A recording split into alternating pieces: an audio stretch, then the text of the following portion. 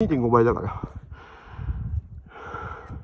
ペンギンずっと立ってるだろ。この後飼育員来るんだろ、多分。で、動き出すと、ずっと動かないんだよ、多分それまで。立ち止まったよ。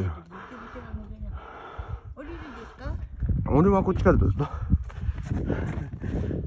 い。こっちからどうぞ。ペンギン逃げないと。多分人が来てもそんなに。あんまり近寄らないで逃げ出すかもしんないから。カラスと同じかもしんない。餌ですか？ご飯ですか？ペンギンだぞ。ペンギンこんな感じだぞ。なんかどこ見てるか斜め上見てるだろ。ご飯で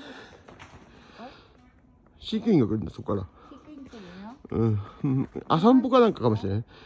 散歩の時間かもしれない、ひょっとしたら。散歩の時間ですか？ペンギンに聞いても来ないと。散歩の時間ですか？ほら出てきた、あっちじゃない。こっち。そんな時間ですね。掃除の時間か。中掃除か。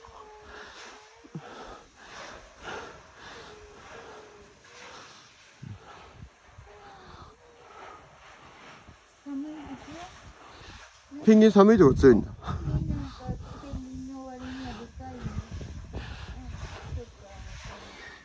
ペンギンでかいぞ。ペンギンってこんなもんだぞ。かわちゃんすごいだろ。ペンギンよく見たか？撮ってるか？撮ってないだろ、かわちゃん。俺撮ってた代わりに。かわちゃんの入れて、ビデオ。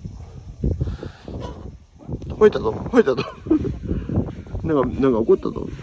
怒り出したぞ。ペンギンが怒り出した。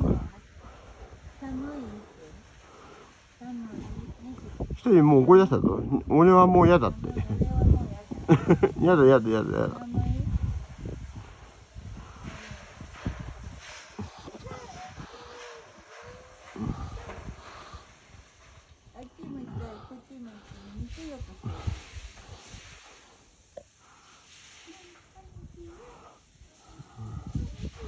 ここにいるのは珍しいな。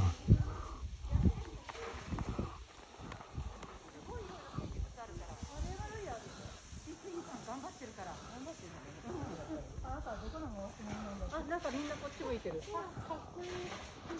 なんでこっち向いてるの？